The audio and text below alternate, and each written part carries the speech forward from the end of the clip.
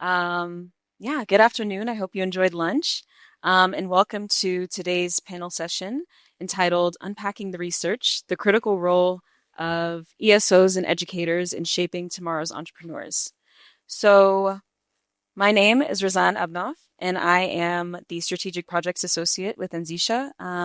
I lead our research and advocacy work, and I'm joined here today by Corinne Lala with Genesis Analytics. And today's session is inspired by some research that we've done, focusing on the role of ESOs and educators within the ecosystem, but really what strategies and mechanisms are best for catering to very young entrepreneurs. And when I say very young entrepreneurs, I mean the age range 15 to 25. That's really the focus of our work. I'll hand it over to Corinne to give us a brief intro. Thanks, Jazan, and good afternoon, everybody. So Anzisha has partnered with Genesis on this very interesting and critical piece of work. And so coming from Genesis, I am in part of the monitoring, evaluation, and learning team, and we do some pretty interesting research, thanks to Anzisha. And so today we really thought it pretty important to hear from the organizations that are critical to supporting the very young entrepreneurs. And so we're going to have our panelists introduce themselves and give us a bit of their background. And then we'll move into the panel discussion. So I am Tony from Uganda. I serve with Jangu International, an organization that empowers youth to unleash their potentials and create social enterprises. We target those that are out of school between the age of 18 up to 28 years. And we primarily offer them a residential program where they can come, discover themselves, and collectively support each other to start businesses. Thank you. Glad to be here. Hi, everyone. My name is Mtanazo, and I am the Southern Africa Each Lead, and that's a program that we have, which is Everyone a Changemaker. I'm part of Ashoka, and Ashoka is an international organization that searches and selects social entrepreneurs. We're in over 90 countries, and really at the base of it is understanding that everyone is a change maker.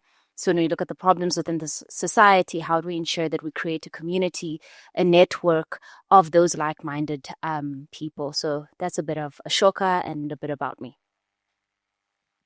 Thank you. Hi, everyone. My name is Nkembo Kiala. I work with the African Leadership Academy. I've been teaching entrepreneurship for the past six years or so. I currently head the alumni engagement team. And I guess our mission is prosperity for Africa.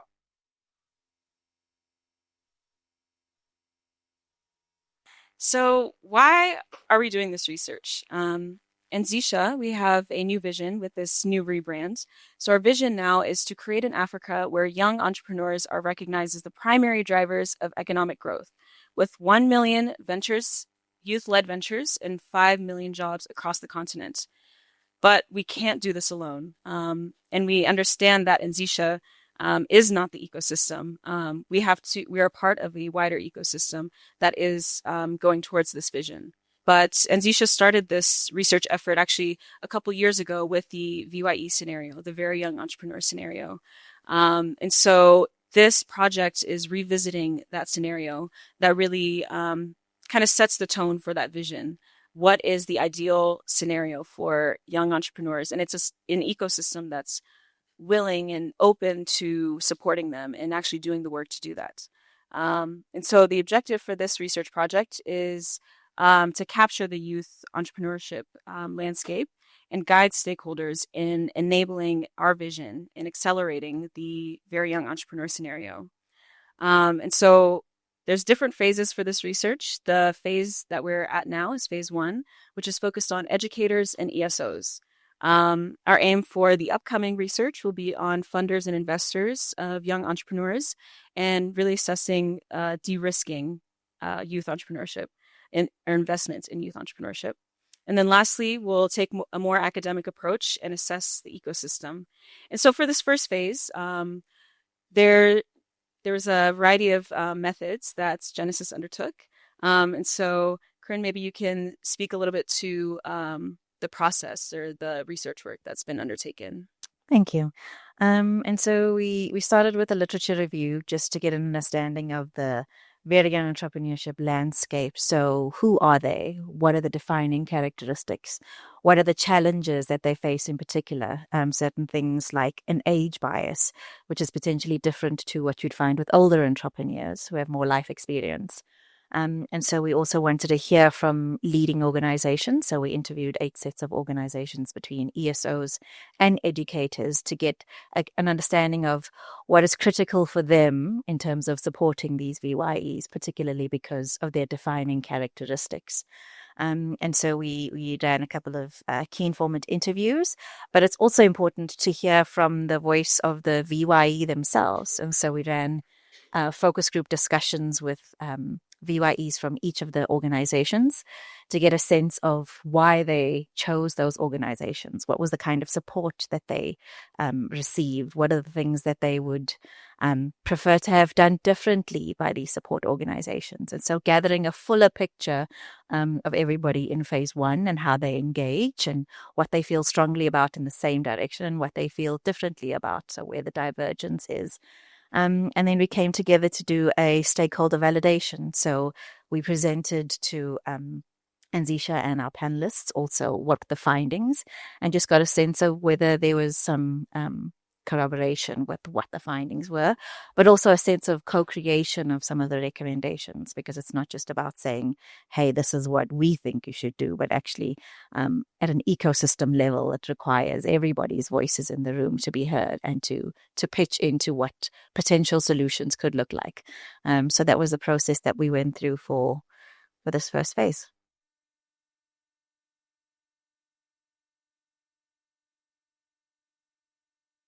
Year in, year out, we bring in about 110 students from across Africa, so very diverse communities. And we all know that the world out there is pretty volatile. We know that there's a lot of uncertainty. We know that it's pretty complex, and we know that there's a lot of ambiguity. And these students, these young people, come to us with all of that. And I guess what's important for us before we even start to tap into the entrepreneurial learning that we want them to take away from our program is for them to be fully grounded and have a sense of purpose. So in their first year at the academy, what we really do is try and get them to really understand their sense of purpose. So what's the reason behind what it is that they seek to do, or how they're going to spend their time with us?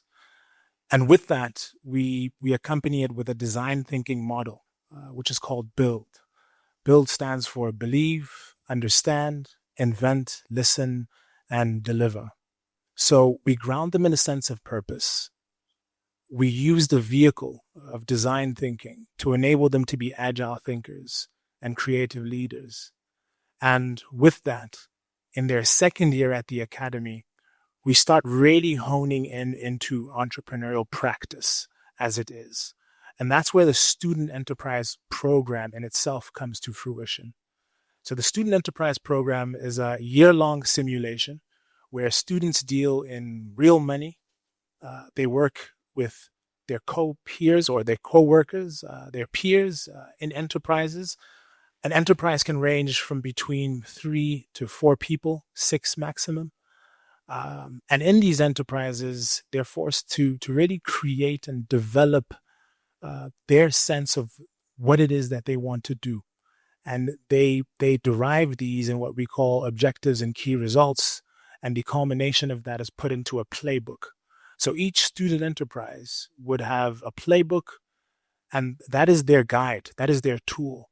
This is what they would use to go out beyond the classroom, that is, and experience their true entrepreneurial selves as they engage in negotiation, as they engage in trade, as they engage in collaboration with various other student enterprises.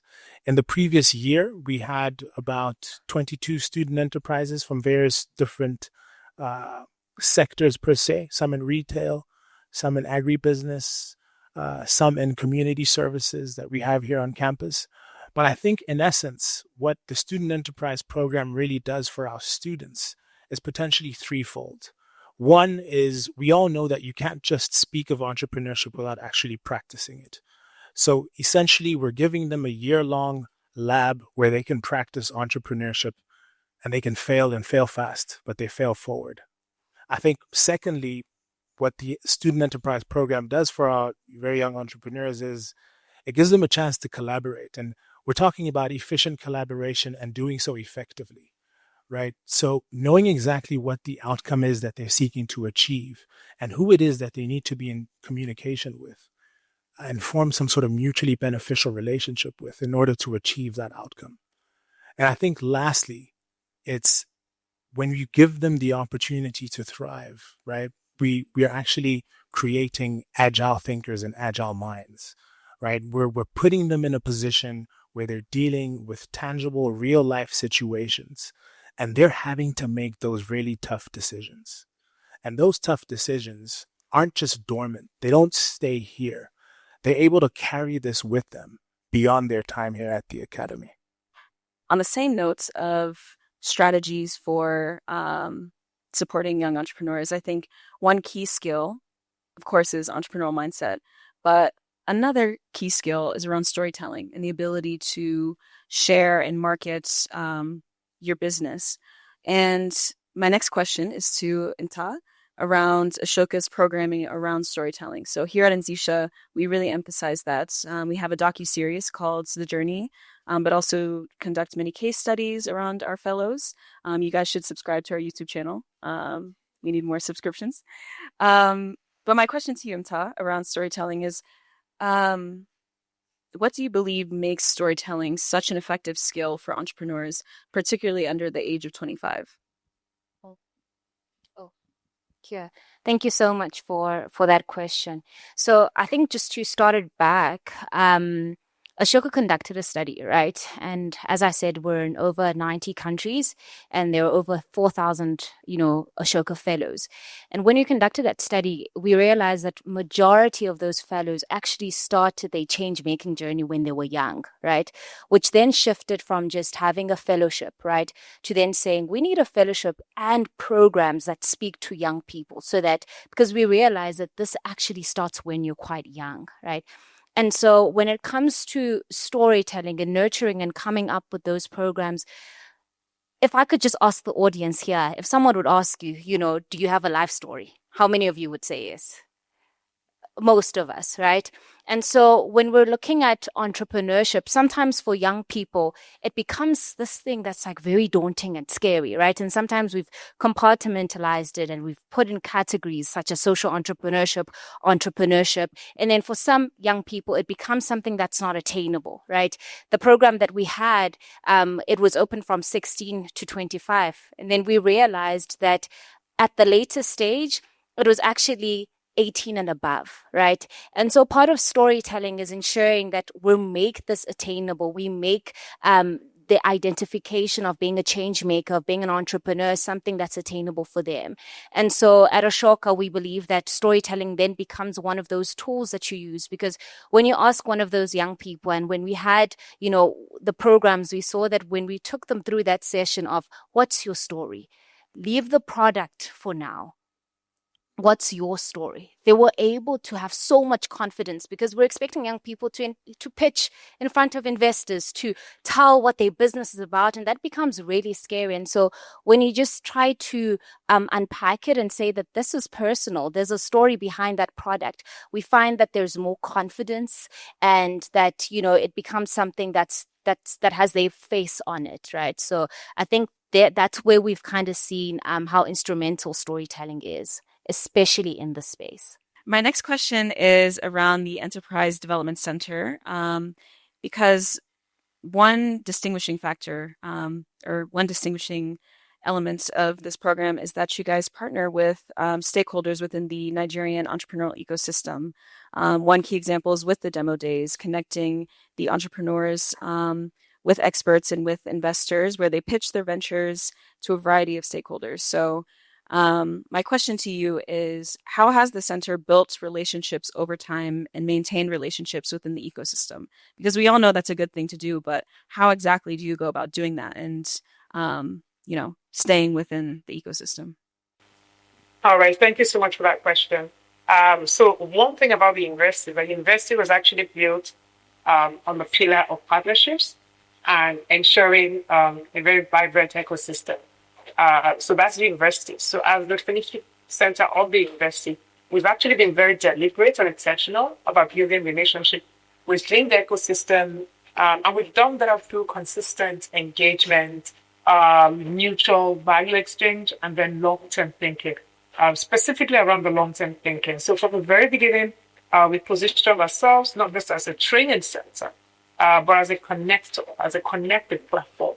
So when people interact with the center, they know that they're coming to a center, a platform, but it's all about connections and ensuring that there is strong, meaningful connections. And what we have done as a connector is bring together entrepreneurs, funders, corporates, policy actors, as well as development partners. Now, an example of our demo day. So our demo days is a combination of assessments or the undergraduates view undergraduate campus. So they have all sorts of assessments that we do that focus on things around what regular entrepreneurs would face. But our demo days aren't just events, like the typical events that you would find other platforms that have. So they're outcomes of months of coaching, months of mentorship, and stakeholder involvement. We engage with investors early on, so that the undergraduates have an opportunity to pitch, to bid in front of these investors. I want to say the investors, we're also looking at those that provide grants, grant aids, and loans. We invite the ecosystem players and we come in as judges, we come in as mentors, and then we also ensure that there's continued two-way communication post-event. So over time, this has created a network that trusts the quality of entrepreneurs, young entrepreneurs coming out of undergraduate programs as well as the other executive programs that we run.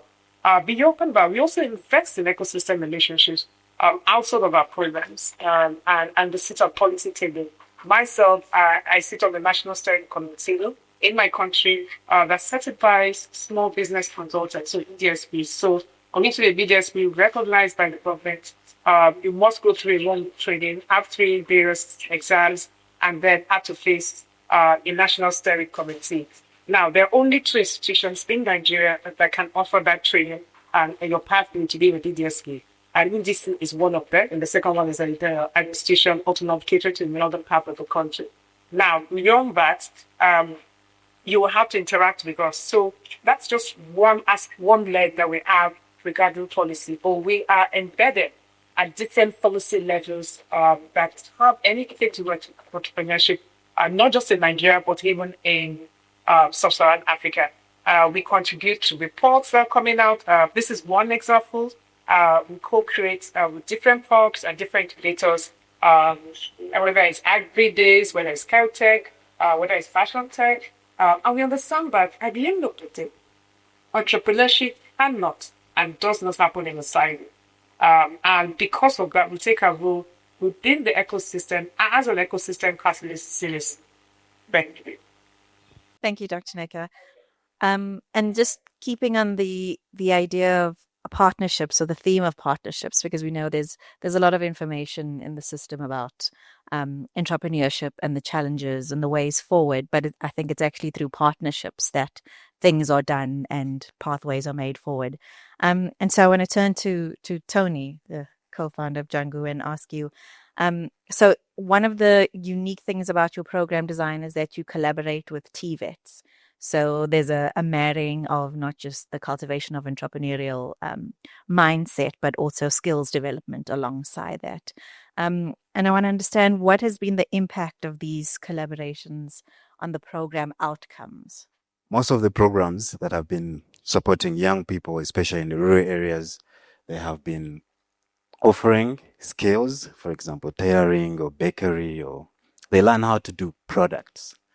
And we are coming in with how can you build a business around a product or a service that you are now able to do. And that's where our collaboration with TVETs is very interesting for us, but also for them, that you will not only build like any other carpenter, but you were building a chair or a table or a bed, solving a problem.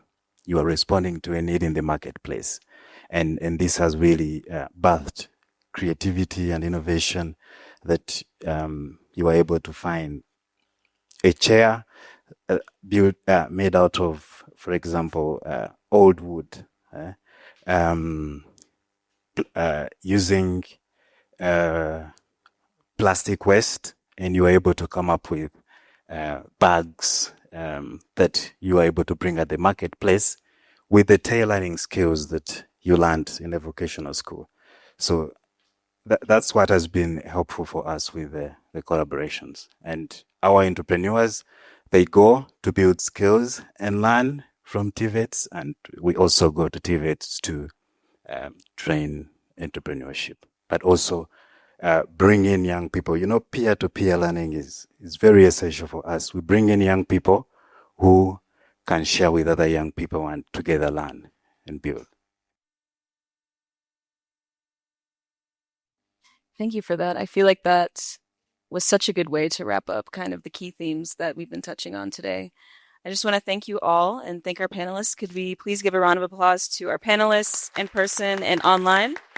Thank you so, so much.